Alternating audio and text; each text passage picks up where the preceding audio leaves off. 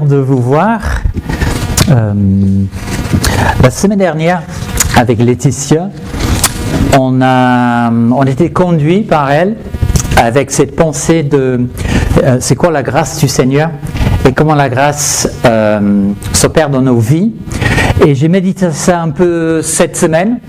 J'avais pas prévu de parler de ça, mais ça m'a touché. Et je pense que, comme Axel a dit, la parole que nous avons, la parole aussi que nous vivons en communauté, nous touche. L'Esprit de Dieu prend cette parole donnée par les hommes, une femme, et nous parle directement. Et sans doute, c'est différent pour chacun. Parfois, je pense honnêtement, il y a un mot pour toute l'Église, où le Seigneur s'adresse fortement à chaque personne dans l'Église, la communauté. Et parfois, c'est individuel. La parole vivante qui s'adresse à chaque personne, chaque enfant de Dieu, et ceux peut-être qui sont dans l'attente de « est-ce que je connais le Seigneur ou pas ?» Et le Seigneur leur parle. Donc ce matin, je pense un petit peu à ce que Axel a lu lorsqu'il a lu le psaume 42 où on parle de cette âme abattue en moi. Où on parle, c'est comme un abîme. Et puis la réponse de Dieu, le jour l'Éternel m'accordait sa grâce, la nuit je chantais ses louanges, j'adressais ma prière au Dieu de ma vie. Il y a des moments dans la vie où notre vie nous détourne régulièrement de ce qui doit être le centre de notre vie, c'est Dieu, c'est sa volonté, c'est notre relation avec lui. Et heureusement pour Dieu, devant notre incrédulité, devant nos problèmes, devant notre infidélité, Dieu reste toujours fidèle. Aucune condamnation pour ceux qui sont en Jésus-Christ. Jésus, Dieu nous rappelle chaque fois, lorsqu'on s'éloigne de lui, lorsqu'on s'écarte de lui, qu'il désire qu'on revienne. Et il nous parle. Il nous pousse vers cette repentance, à recevoir à tout nouveau ce pardon et sa grâce et sa paix. Lorsqu'on parle de Dieu qui nous pardonne, il nous rétablit dans sa justice. Dieu ne nous tient pas rigueur en fait. Et ce que j'apprécie fortement dans ma vie, c'est que je ne reçois pas ce que j'aurais dû recevoir comme punition pour mon égarement, pour mes péchés, parce que je vis la grâce. Dieu ne nous rappelle pas chaque fois, il ne nous dit pas « Ah oui, tes échecs, ah oui, tes faiblesses, ah oui, ton désobéissance ». Il ne nous rappelle pas les fois où nous avons blessé quelqu'un d'autre, où on a trahi notre Dieu, où on a été déçu, où on a déçu les autres. Si vous êtes comme moi, tu te sais parfois coupable et loin de Dieu et pas à l'auteur de ce que Dieu demande. Aujourd'hui, nous allons parler de la difficulté que nous pouvons ressentir à vivre le pardon et la grâce de Dieu dans le souvenir de ce que nous avons fait ou de ce que nous n'avons pas fait. La grâce, Laetitia nous a rappelé, on donne souvent cette définition, un cadeau gratuit et immérité. Et on va regarder l'exemple d'un grand serviteur de Dieu, peut-être, on se souvient toujours de lui, de l'apôtre Paul, qui, dans sa vie, a fait des choses contre l'Église, contre le Seigneur, contre Jésus-Christ, a blessé le Seigneur, a blessé son Église, a fait condamner les enfants de Dieu. Mais Dieu lui a pardonné. Il a expérimenté une puissance incroyable, la grâce de Dieu. Pourtant, assez souvent dans ses écrits, il revient sur ce qu'il a vécu. On va lire ensemble dans le livre d'Actes, les Actes des Apôtres, chapitre 8. Donc, si vous avez une Bible, c'est la page 713. Si vous n'avez pas de Bible, vous pouvez en avoir. Il y en a derrière, on peut vous le donner facilement. Si vous n'avez pas, vous levez la main ou vous allez derrière et on va vous donner une Bible gratuitement, bien sûr. Alors, chapitre 8, les premiers 3 versets. Saul, donc, Paul appelé... Tu veux une Bible? Oui, il y a une Bible ici. Oui, vas-y. Saul approuvait l'exécution d'Étienne, donc un serviteur de Dieu, un enfant de Dieu. Donc Saul, qui est devenu Paul après. Ce jour-là, une grande persécution éclata contre l'église de Jérusalem et tous, à l'exception des apôtres, se dispersèrent dans les diverses régions de Judée et de Samarie. Des hommes pieux enterrèrent Étienne et le pleurèrent beaucoup. Quant à Saul, il cherchait à détruire l'église. Il pénétrait dans les maisons. On arrachait hommes et femmes et les faisait jeter en prison. Gentil le monsieur, n'est-ce pas? Chapitre 9. Les premiers versets du chapitre 9. Quant à Saul, il respirait toujours la menace et le meurtre contre les disciples du Seigneur. Il se rendit chez le grand prêtre et lui demanda des lettres pour les synagogues de Damas afin de pouvoir arrêter et emmener à Jérusalem les partisans de cet enseignement qu'il trouverait hommes et femmes. Et quand il était en chemin, il approchait de Damas, tout à coup une lumière qui venait du ciel resplendit autour de lui. Il tomba par terre et entendit une voix lui dire « Saul, Saul, pourquoi me persécutes-tu » Et il répondit « Qui es-tu, Seigneur ?» Et le Seigneur lui dit « Moi, je suis Jésus, celui que tu persécutes. Lève-toi, entre dans la ville et on te dira ce que tu dois faire. » Les hommes qui l'accompagnaient s'arrêtèrent, muets et de stupeur. Ils entendaient bien la voix, mais ils ne voyaient personne. Saul se releva de terre, et malgré ses yeux ouverts, il ne voyait rien. On le prit par la main pour la conduire à Damas. Il resta 3 jours sans voix, et il mangea ni but. Et on ne va pas tout lire, mais vous allez voir petit à petit avec cette histoire que l'apôtre Paul, Saul, s'était lancé dans une lutte acharnée contre les disciples du Christ, contre l'Église du Christ. Il croyait être sincère, il croyait être pieux dans sa vie. Il avait dédié sa vie à Dieu. Il avait mis tous ses efforts à rechercher sa volonté et à lui obéir. Mais Saul était aveuglé par la colère et la haine. Et bien sûr, le noyau de ce problème, c'est qu'il ne reconnaît pas, et il ne reconnaissait pas en Christ ce Dieu qui désire t'en servir. Mais le Christ n'a pas abandonné Saul, devenu Paul. Dans ce chapitre 9, Paul prend conscience d'une manière terrible. Lorsque je pense à ce qui s'est passé, la description de ce qu'il a vécu, j'ai du mal à saisir ça. Je pense que ça a dû être effrayant quand même de vivre une telle chose. Mais dans ce chapitre 9, il prend conscience d'une manière terrible qu'il était en train de persécuter son Dieu. Le Dieu qu'il croyait servir, il était en train de persécuter. C'est dur, n'est-ce pas, de se rendre compte d'une telle chose. Et il passe après 3 jours dans le noir, aveugle, ne voyait absolument rien, sans manger, sans boire. 3 jours à ruminer, 3 jours, je pense, à culpabiliser. Vivre dans la culpabilité extrême pendant 3 jours. Vous savez, ce n'est pas facile de se retrouver face à face avec nous-mêmes. Très difficile. Parfois les autres nous voient d'une certaine manière. Ah ben il sourit, il est gentil, mais au fond de nous, il peut y avoir des choses qui sont difficiles, lourdes. Et je ne parle pas de ce qu'on nous a fait, mais je parle de ce qu'on est.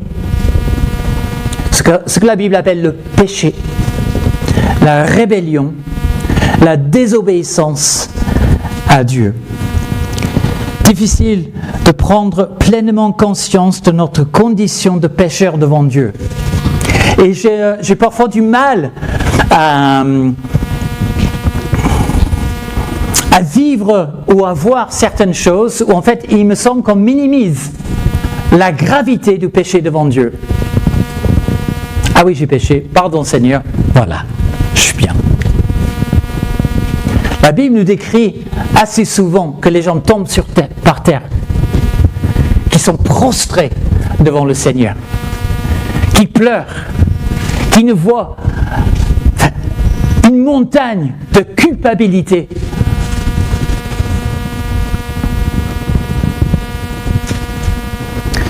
De recevoir brutalement la conviction de notre culpabilité devant Dieu, et c'est ce que Saul a vécu.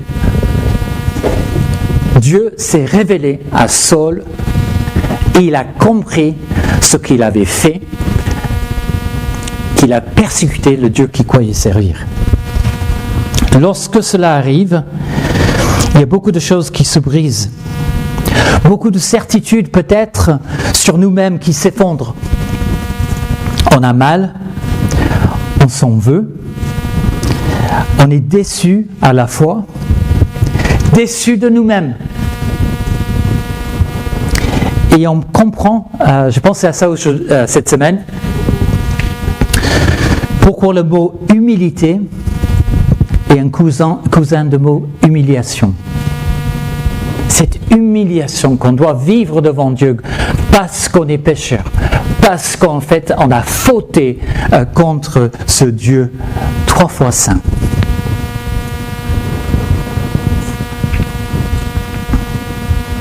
Paul, tout comme nous avons certainement vécu, il repasse tout ce qu'il avait dit. Et Paul, comme nous, ne reçoit pas ce châtiment à la hauteur de ses fautes. Et je vous encourage, mes frères et sœurs, ce matin, à vous rendre compte de cela ce matin. On ne reçoit pas de Dieu un châtiment à la hauteur de nos fautes. Et lorsqu'on comprend cela, je pense que la grâce est encore plus grande, la grâce est encore plus merveilleuse, parce qu'on se rend compte de tout ce que le Seigneur a fait pour nous, de l'étendue de cet amour pour nous, parce qu'on était loin de ce Dieu.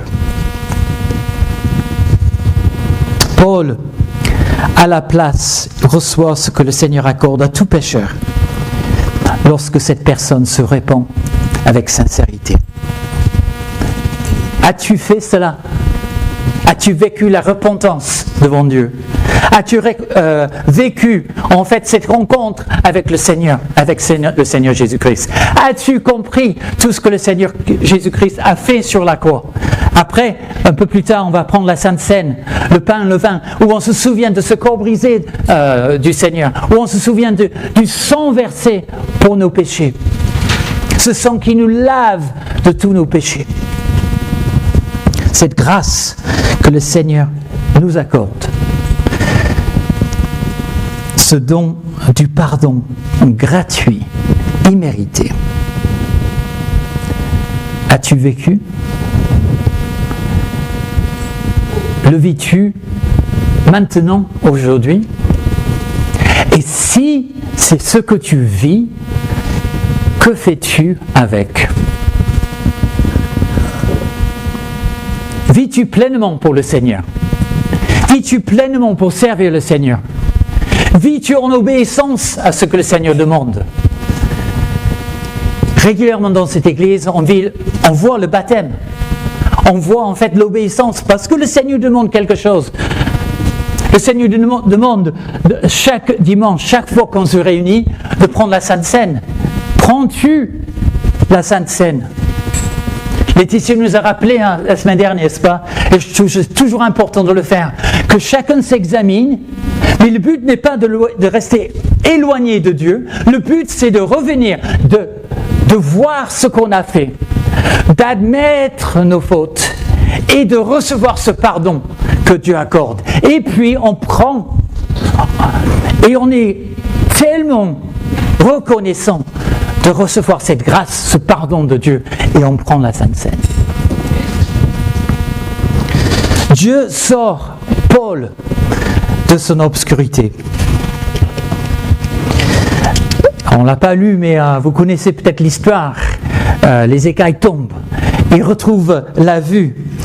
Dieu le ramène vers sa lumière. Dieu le ramène vers sa vérité. Dieu le ramène vers sa volonté. Dieu le ramène à son salut en Jésus-Christ. Waouh! C'est merveilleux ça, n'est-ce pas?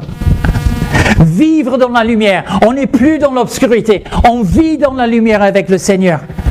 On ne vit plus dans le mensonge. On ne vit plus dans la philosophie de ce monde. On vit dans la vérité de ce que Dieu dit et de ce que sa parole dit.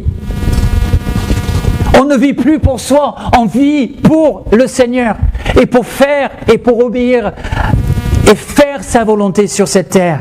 Et on est sûr d'appartenir au Seigneur, d'avoir ce salut en Jésus-Christ. Rien ne peut nous arracher de sa main. On est dans la main de Jésus et le Père tient la main de Jésus et on est doublement en sécurité. Et Paul reçoit pleinement ce pardon et cette vie nouvelle. Il se met alors, il est complètement changé, bouleversé. On n'a pas tous le même témoignage, n'est-ce pas, d'une vie tellement noir et blanc, on va dire, un persécutorialisme. Mais au fond de nous, on a la même histoire. C'est exactement la même histoire. Dans l'obscurité, et Dieu nous place dans la lumière, dans sa lumière. Et c'est un bouleversement total. Il commence à proclamer que Jésus est bel et bien le Fils de Dieu, venu pour sauver les humains. Dans l'Épître aux Romains, chapitre 3, verset 21, mais maintenant, la justice de Dieu, dont témoignent la loi et les prophètes, a été manifestée indépendamment de la loi. C'est la justice de Dieu par la foi en Jésus-Christ pour tous ceux qui croient. Et il n'y a pas de différence. Tous ont péché et sont privés de la gloire de Dieu. Et ils sont gratuitement déclarés justes par sa grâce, par le moyen de la libération qui se trouve en Jésus-Christ. Sur ce salut, sûr. Paul nous explique que la grâce de Dieu, c'est ce cadeau gratuit du pardon que Dieu accorde à tous ceux qui croient en Jésus-Christ. Et ce pardon nous rend justes. Nous ne sommes plus coupables. Il n'y a plus de culpabilité. Nous sommes justes maintenant devant Dieu. Dieu nous déclare justes. Et c'est là que se trouve à la fois tout l'incroyable de l'amour de Dieu, je pense. Mais également peut-être la difficulté que nous pouvons avoir à le vivre. Dieu nous déclare justes, Dieu nous pardonne totalement, complètement, 100%. Il n'y a pas 99%, 100% pardonné, libéré. Colossiens chapitre 1, verset 21 nous dit « Or vous, autrefois, vous étiez exclus de la présence de Dieu. Vous étiez loin. Moi, vous, tous. Vous étiez ses ennemis à cause de vos pensées qui vous ont mené à faire des œuvres mauvaises. Mais maintenant, Dieu vous a réconciliés avec lui par le sacrifice de son Fils qui a livré à la mort son corps humain pour vous faire paraître saints, irréprochable et sans faute devant lui, égal, plus coupable. Plus coupable. Dieu nous déclare juste, saint, irréprochable et sans faute devant lui. C'est ça la grâce de Dieu. J'espère que vous voyez à quel point c'est incroyable, dans le vrai sens de ce mot, incroyable. Et pourtant, de temps en temps, peut-être tu es comme moi, de temps en temps on revient sur notre passé, on revient sur hier, on revient sur ce qu'on a fait, on revient sur ce qu'on a pensé, on revient sur ce qu'on a dit. Je me souviens, il y a des moments de honte, il y a des moments où je reprends la culpabilité profonde que j'ai ressentie. Et cette culpabilité qui m'a emmené à me tourner vers Dieu pour y chercher son pardon.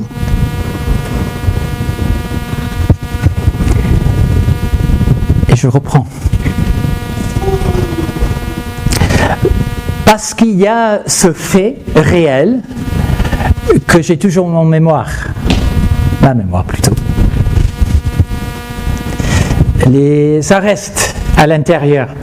Et de temps en temps, je n'arrive pas à oublier. Et les fautes passées qui ont été effacées devant Dieu. Dieu me l'assure, Dieu me l'affirme, il me le promet, il me déclare juste, saint, irréprochable devant lui. Et là-dedans, de temps en temps, ça revient. Ça n'efface pas non plus les conséquences de mes actes passés. Mais parfois, c'est difficile, n'est-ce pas, de ne pas revenir sur ce qu'on a fait. L'apôtre Paul, je pense qu'il n'était pas à l'exception. Je pense que de temps en temps, c'était, lorsqu'on lit ces récits, qu'il vit ce moment de prise de conscience de sa culpabilité devant Dieu, mais puis il reçoit aussi fortement la grâce que Dieu lui accorde. Sa vie est transformée, elle est changée à jamais. Il vit la paix, la joie, la douceur d'une vie avec Dieu, mais régulièrement, il part de son passé. Je ne dis pas que c'est toujours avec la culpabilité, n'est-ce pas? Mais il me semble quand même, il doit faire avec. Il doit faire avec. Et toi et moi, on doit faire avec le passé qu'on a vécu. On ne peut pas la changer. On ne peut pas.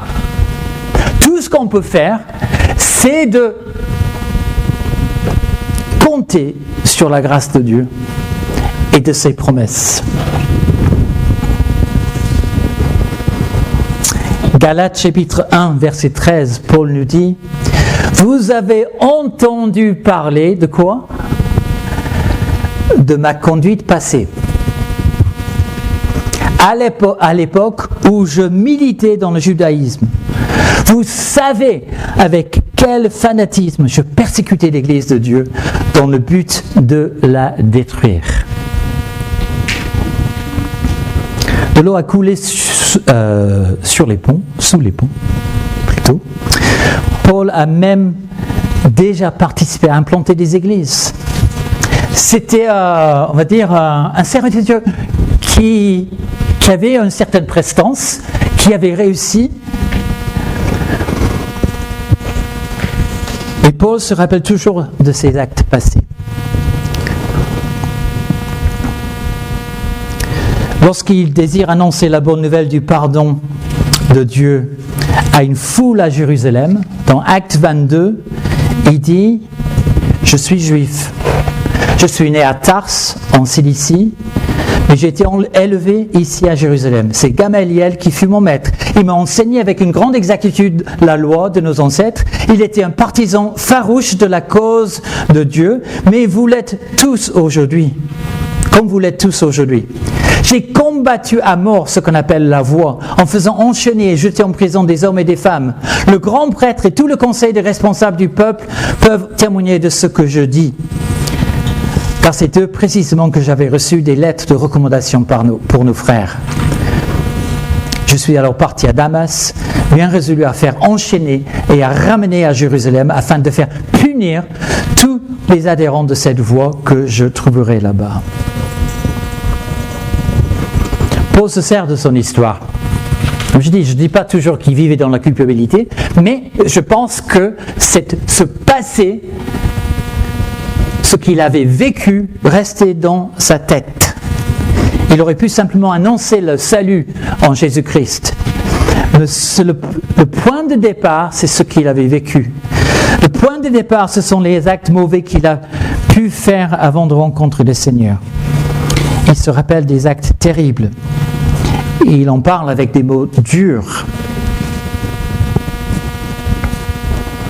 Lorsque Paul explique sa foi à un gouverneur romain,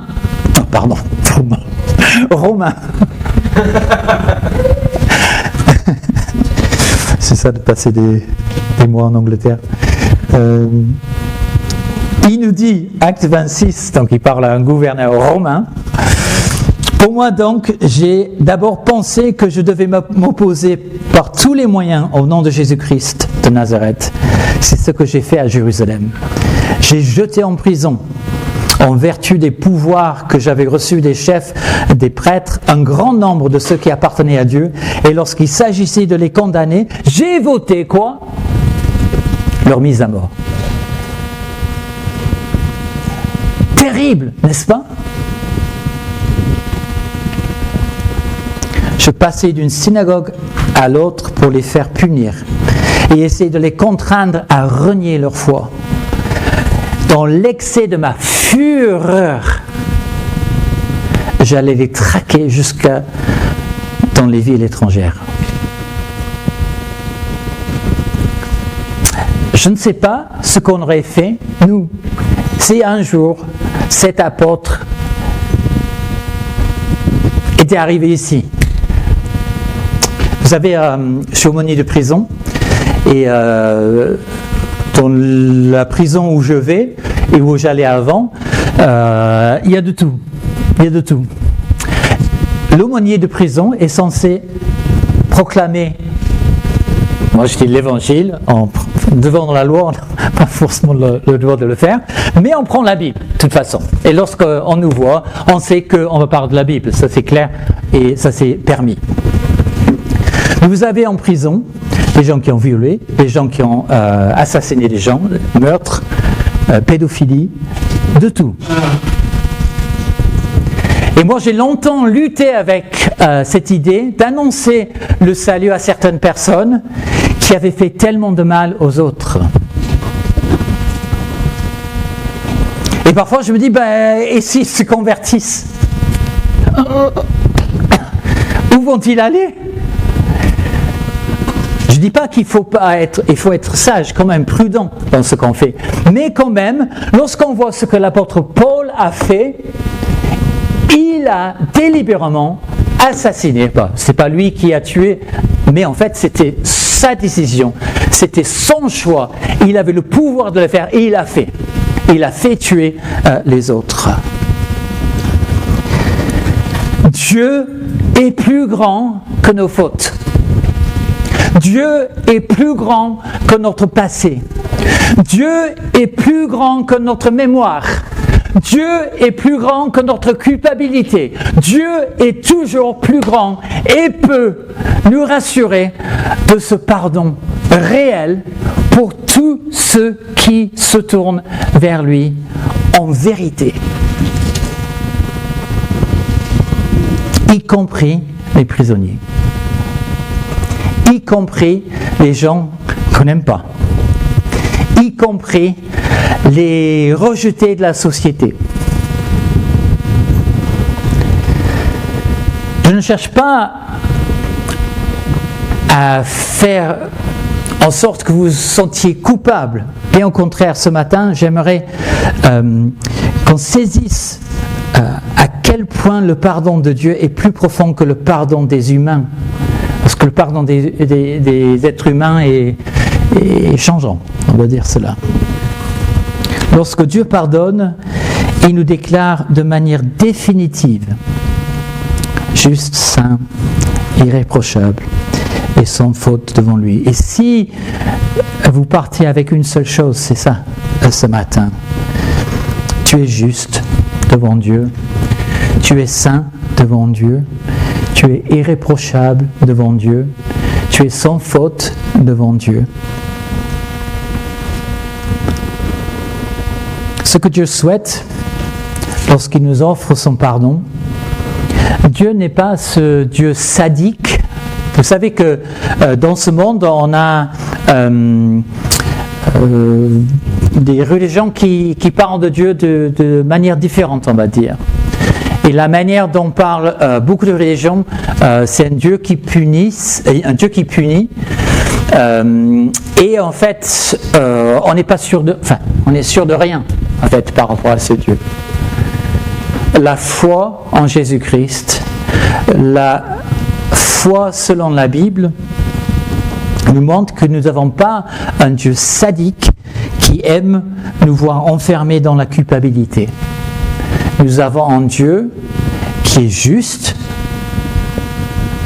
qui ne minimise pas, qui ne dit pas « Ah non, c'est pas grave ce que tu as fait, c'est pas grave ce que tu as dit, c'est pas grave ce que tu as pensé. » Si, c'est grave, et ce que j'ai dit au début, c'est ça. Le péché est grave.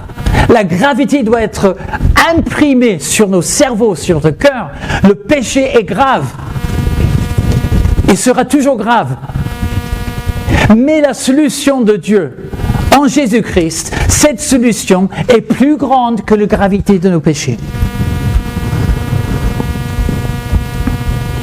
Il nous appelle à sortir de ce sentiment parfois de culpabilité en nous affirmant sa grâce. La manière dont Dieu nous regarde ne dépend absolument pas de la manière dont nous nous regardons nous-mêmes. Et ça, c'est bien. Ça, parfois, on peut pleurer, lorsque on se dit « Je suis une catastrophe ». Ah, peut-être les gens ne voient pas, parce qu'on sourit, parce qu'on parle bien, parce que je ne sais pas quoi, ou voilà. Mais votre état de pécheur est catastrophique. Mais le salut qu'offre Jésus est plus grand que cette catastrophe. Dieu me réaffirme. Non, c'est pas fini.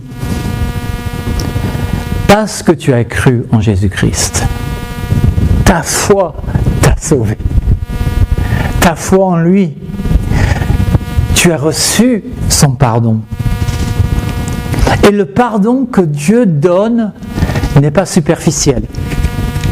Le pardon que Dieu donne efface totalement, en profondeur, en largeur, toute ta culpabilité. Et dorénavant, tu es juste, saint, irréprochable et sans faute devant Dieu. J'aimerais bien que vous appreniez ce verset par cœur. C'est tellement bon lorsqu'on est dans des moments difficiles. Alors, ce matin, réjouis-toi. Ce matin, relève la tête. Reviens et accepte ce pardon que Dieu offre. Si vous vivez encore dans la culpabilité de vos actes passés, arrêtez d'essayer de vous pardonner à vous-même.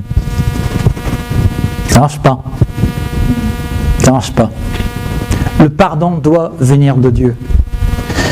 Parce que vous n'avez pas le pouvoir de vous accorder le pardon. Je sais qu'il y a des gens qui disent qu'il faut apprendre à se pardonner, mais le pardon réel, qui nous lave, qui résout tout, vient de Dieu. Bien sûr, lorsqu'on est dans des relations avec les autres, il y a un pardon qui doit être là, je suis d'accord. Mais je parle d'entre nous et Dieu. Il n'y a que Dieu qui puisse pleinement nous pardonner. Tournons-nous vers lui, reconnaissons nos fautes, acceptons le Christ comme Sauveur et Seigneur. Recevons le pardon, la justification, le salut, la vie que Dieu veut pleinement nous donner. Dieu nous dit ce matin, ma grâce te suffit. Acceptez le pardon de Dieu. Entrez dans la joie de ton salut. Vivez sa paix, recevez sa grâce, que Dieu vous la donne. Que le Seigneur nous aide à vivre ça aujourd'hui et jusqu'à dans l'éternité. Amen.